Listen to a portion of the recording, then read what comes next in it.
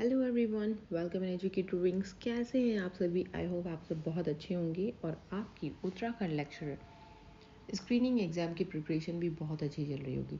दोस्तों, जैसा कि आप सभी को पता है, हम लोग यहाँ एजुकेटर विंग्स चैनल में उत्तराखंड लेक्चरर एग्ज़ाम की प्रिपरेशन कर रहे हैं। अभी हमारा टीचिंग एप्टीट्यूड का 5th चैप्टर चल रहा है। इससे पहले हम लोग 4 चैप्टर ऑलरेडी उनकी MCQs हम कर चुके हैं। तो दोस्तों, जिन्होंने भी प्रीवियस वीडियो और अब इस टॉपिक से रिलेटेड पिछला वीडियो जो है वो नहीं देखा है, तो आप लोग प्लीज़ चैनल को सब्सक्राइब कर लीजिए। और जिन्होंने नहीं देखा है, जो भी प्रिपरेशन कर रहे हैं, तो आप प्लीज़ चैनल को सब्सक्राइब करें पहले, और उसके बाद प्लेलिस्ट को जा करके आप लोग देख सकते हैं। ओके, तो आप लोगों के लिए बहुत इजी हो जाएगा अगर हम लोग टॉपिक पढ़ रहे हैं और उससे पर बेस्ड हम क्वेश्चंस लगा रहे हैं, तो it is a plus point. ठीक है, हमारा टॉपिक क्लियर हो रहा है, इसका मतलब ये है हमको टॉपिक समझ में आ रहा है और उसी टॉपिक पर बेस्ड हम लोग यहाँ पर क्वेश्चंस कर रहे हैं। ये हमारा प्लस पॉइंट है। हमें चाहिए प्रैक्टिस। ठीक है, टॉपिक सिलेबस सबने ऑलरेडी पढ़ा हुआ है।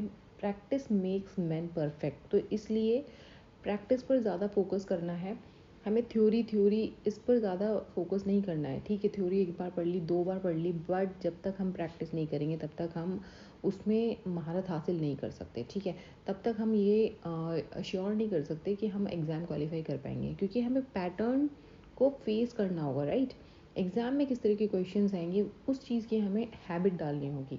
तो दोस्तों, उसी चीज़ को लेकर के मैं आप लोगों के सामने एक और नया वीडियो लेकर के आ गई हूँ, जो कि रिलेटेड है हमारा टॉपिक आज का, कंप्यूटर शिक्षा तथा शैक्षिक तकनीकी। इस टॉपिक से रिलेटेड ऑलरेडी एक वीडियो अपलोडेड है।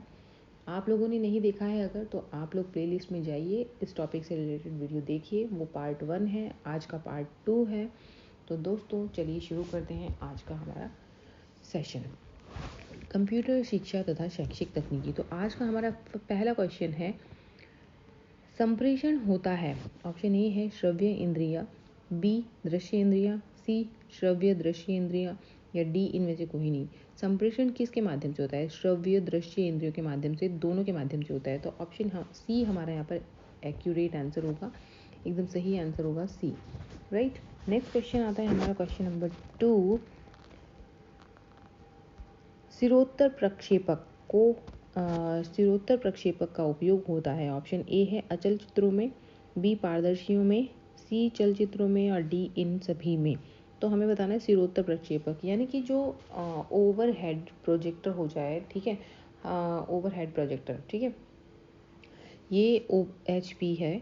ठीक है, तो ओवरहेड प्रोजेक्टर जिसे कहा जाता है, जो कि हमारे क्लासरूम में भी लगा होता है। जैसे हम स्कूल जाते हैं, किसी जो स्मार्ट क्लास होती हैं, तो वहाँ पर लगा होता है वो। ठीक है, जो हैंगिंग जो प्रोजेक्टर लगा जाता है, उसी को ओवरहेड प्रोजेक्टर कहा जाता है। तो उसका उपयोग होता है, किस में होता है? ऑप्शन हमारे दे दिए हैं, तो इसका राइट आंसर होगा ऑप्शन बी, पारदर्शी में।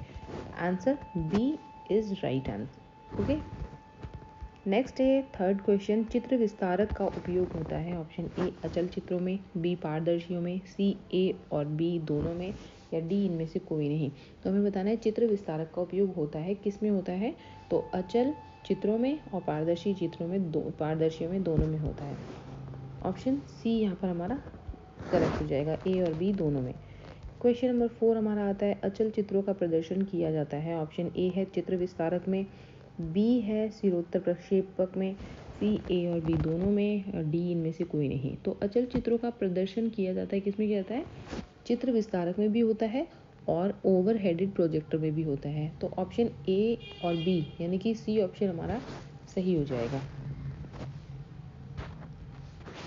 नेक्स्ट आता है क्वेश्चन नंबर 5, बहुपक्षीय प्रदर्शन का प्रक्षेपण किया जाता है। ऑप्शन ए है सिरोत्तर प्रक्षेपक में, बी चित्र विस्तारक में, सी चलचित्र प्रक्षेपकों में, और डी ये सभी में। तो बहुपक्षीय प्रदर्शन का प्रक्षेपण किया जाता है किस में किया जाता है? बहुपक्षीय प्रदर्शन का प्रक्षेपण जो है चलचित्र प्रक्षेपकों में किया जाता है। ओके, ऑप्शन सी हमारा यहाँ पर राइट आंसर होगा। नेक्स्ट क्वेश्चन आता है हमारा क्वेश्चन नंबर 6, शिक्षण प्रक्रिया का मुख्य घटक है। ऑप्शन ए है पाठ्य वस्तु, बी संप्रेषण, सी सहायक प्रणाली, और डी ये सभी। तो शिक्षण प्रक्रिया का मुख्य घटक क्या है? देखो, पाठ्य वस्तु भी होता है, संप्रेषण यानी कम्युनिकेशन भी होता है जो, और सहायक प्रणाली जो होती है हमारी, वो भी होता है। तो ये सभी आंसर इसके ऑप्शन सही होंगे। ऑप्शन डी यहाँ पर हमारा करेक्ट होगा। नेक्स्ट क्वेश्चन आता है क्वेश्चन नंबर 7।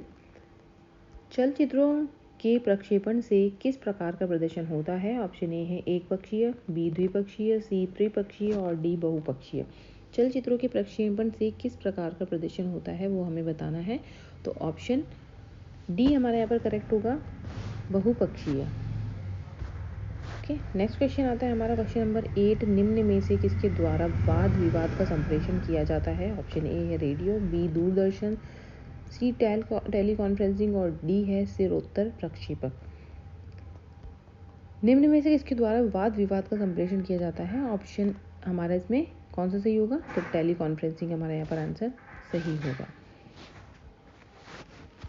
अब नेक्स्ट क्वेश्चन हमारा आता है,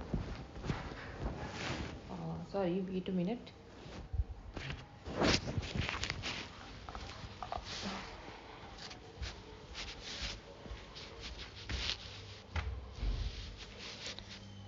sorry friends.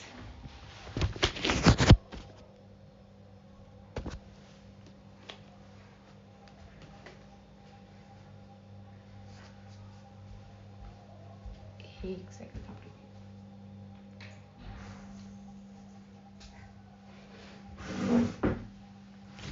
Yes, sorry for this. Next question हमारा जो आता है क्वेश्चन नंबर 9 है।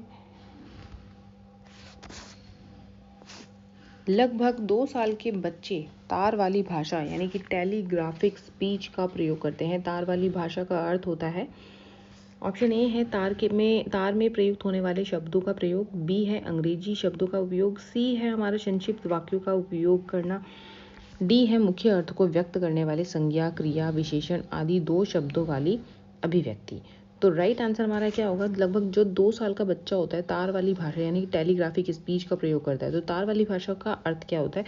उसका मीनिंग ये होता है कि मुख्य अर्थ को व्यक्त करने वाले संज्ञा या तो हो या क्रिया, विशेषण आदि 2 शब्दों वाली अभिव्यक्ति होती है। तो राइट आंसर हमारा क्या होगा? ऑप्शन डी होगा। नेक्स्ट क्वेश्चन आता है क्वेश्चन नंबर 10। बच्चों की भाषा विकास की क्रमिक प्रगति का रिकॉर्ड रखने में कौन सा सर्वाधिक सहायक है? ऑप्शन ए है शिक्षण डायरी, बी पोर्टफोलियो, सी लिखित परीक्षा की उत्तर पुस्तिकाएं और डी है नोटबुक। तो आंसर हमारा क्या होगा? ऑप्शन बी यहाँ पर हमारा राइट आंसर होगा, पोर्टफोलियो। यानी बच्चों की जो भाषा विकास की क्रमिक प्रगति का रिकॉर्ड रखना जिसमें रिकॉर्ड रखा जाता है उसको पोर्टफोलियो कहा जाता है, राइट। नेक्स्ट क्वेश्चन होता है हमारा क्वेश्चन नंबर 11। पाठ में दिए गए चित्रों का क्या उद्देश्य होता है? ऑप्शन ए है चित्र अमूर्त संकल्पनाओं को समझने में सहायता करते हैं, बी है चित्रों से पाठ्य वस्तु आकर्षक बनती है, सी चित्र पाठ की शोभा बढ़ाते हैं, डी है पाठ्य पुस्तक में चित्र देखने का प्रचलन है। अब पाठ में दिए गए चित्रों का क्या उद्देश्य होता है ये हमें बताना है। क्या चित्र अमूर्त संकल्पनाओं को समझने में सहायता करते हैं? ऑफ कोर्स अमूर्त जो संकल्पनाएं होती हैं उनको समझने में सहायता करते हैं। तो ऑप्शन ए हमारा एक्यूरेट आंसर होगा, राइट। नेक्स्ट क्वेश्चन आता है, नेक्स्ट क्वेश्चन है 12th क्वेश्चन। निम्न में से कौन सी शिक्षण सहायक सामग्री एक दृश्य श्रव्य नहीं है? ऑप्शन ए है नाटक, बी रेडियो, सी टेलीविजन, डी कंप्यूटर। तो राइट आंसर हमारा होगा यहाँ पर निम्न में से कौन सी शिक्षण सहायक सामग्री एक दृश्य श्रव्य सामग्री नहीं है, ये हमें बताना है। तो जो है दृश्य श्रव्य नहीं है यानी कि जिससे हम देख नहीं सकते, सुन नहीं सकते, ठीक है। तो ये बताना है हमें, जिसमें ना तो दिखाई दे और ना सुनाई दे। तो इसका ऑप्शन एक्यूरेट हमारा होगा डी रेडियो। रेडियो में हम सुन सकते बट उसको देख नहीं सकते, हम उसको पिक्चर नहीं देख नहीं सकते उसमें। नाटक जो है ऑप्शन ए जो है उसमें हम नाटक में देख सकते हैं। टेलीविज़न में हमें फिगर्स दिखाई देती हैं, ठीक है। जो भी पिक्चर्स आती हैं वो हमें दिखाई देती है टेलीविज़न में। कंप्यूटर में भी हम लोग देख सकते हैं बट रेडियो में हम लोगों को कुछ नहीं दिखाई देता, हम उसमें सुन सकते हैं, ठीक है। तो ऑप्शन बी यहाँ पर राइट आंसर होगा। नेक्स्ट क्वेश्चन आता है क्वेश्चन नंबर 13। भाषा शिक्षण के अंतर्गत दृश्य सहायक सामग्री का उपयोग होता है। ऑप्शन ए है शुद्ध उच्चारण में, बी है शुद्ध लेखन में, सी शुद्ध पढ़ने में और डी इनमें से कोई नहीं। अब भाषा शिक्षण के अंतर्गत दृश्य सहायक सामग्री का उपयोग किस लिए होता है? दृश्य सहायक सामग्री का उपयोग शुद्ध लेखन के लिए होता है, ठीक है। ऑप्शन बी हमारा यहाँ पर राइट आंसर होगा। नेक्स्ट आता है क्वेश्चन नंबर 14। निम्न में से क्या एक शिक्षण में सहायक श्रव्य सामग्री नहीं है? शिक्षण में सहायक श्रव्य सामग्री नहीं है, ठीक है, यानी कि जो शिक्षण में सहायक जो सुनने के लिए यूज होती है, ठीक है, वो सामग्री नहीं है। ऑप्शन ए है ग्रामोफोन, बी है टेप रिकॉर्डर, सी चित्र विस्तारक और डी रेडियो। यानी कि जो जिसका सुनने में यूज नहीं हो रहा वो चीज़ हमें बताना है, ठीक है। ग्रामोफोन के ज़रिए हम सुन सकते हैं, टेप रिकॉर्डर के ज़रिए हम सुन सकते हैं, रेडियो के थ्रू हम सुन सकते हैं, लेकिन चित्र विस्तारक के थ्रू हम नहीं सुन सकते। चित्र देखने के लिए होता है, ठीक है, चित्र के थ्रू हम सुन नहीं सकते, ठीक है। नेक्स्ट है क्वेश्चन आता है हमारा क्वेश्चन नंबर 15। भाषा शिक्षण के अंतर्गत श्रव्य सहायक सामग्री का उपयोग किस में होता है? ऑप्शन ए है हमारा शुद्ध उच्चारण करने में, बी है हमारा शुद्ध लेखन में, सी है शुद्ध पढ़ने में और डी है इनमें से कोई नहीं। तो आंसर हमारा यहाँ पर होगा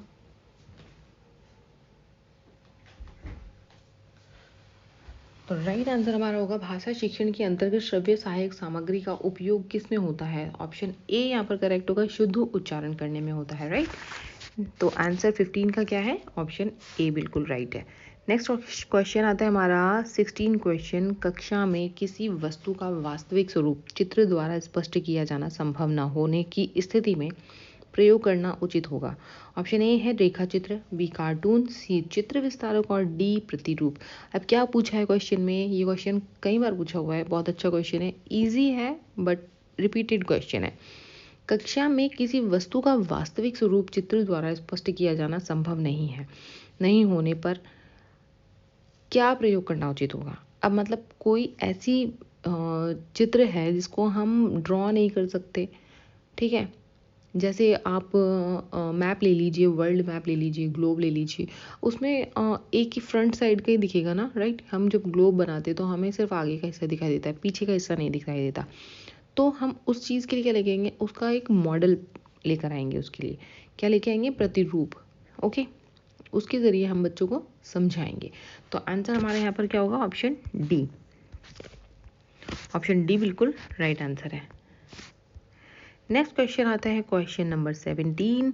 शिक्षण में परंपरागत उद्योतन सामग्री के रूप में बहुत अधिक सहायक किसे समझा जाना चाहिए? ऑप्शन ए है पाठ्य पुस्तक, बी रेखा चित्र, सी श्यामपट्ट और डी चित्र।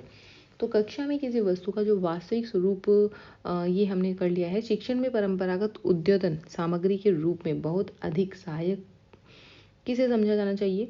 तो सबसे ज़्यादा किसको सहायक समझा जाता है? तो आंसर हमारे यहाँ पर होगा पाठ्य पुस्तक को, राइट। ए आंसर यहाँ पर हमारा करेक्ट है। नेक्स्ट आता है क्वेश्चन नंबर 18। जिस संयंत्र के माध्यम से छोटे चित्रों या मानचित्रों को विस्तृत यानी कि बड़े आकार करके दिखाया जाता है वो क्या होता है? किसी भी संयंत्र के माध्यम से छोटे चित्रों या मानचित्र को विस्तृत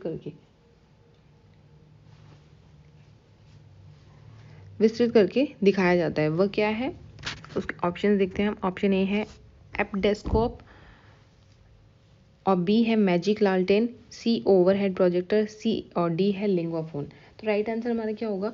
अब हमें ये चीज़ बतानी है ऐसा कौन सा यंत्र है जिसके माध्यम से छोटे चित्रों या मानचित्र को विस्तृत यानी कि बड़े करके दिखाया जाता है।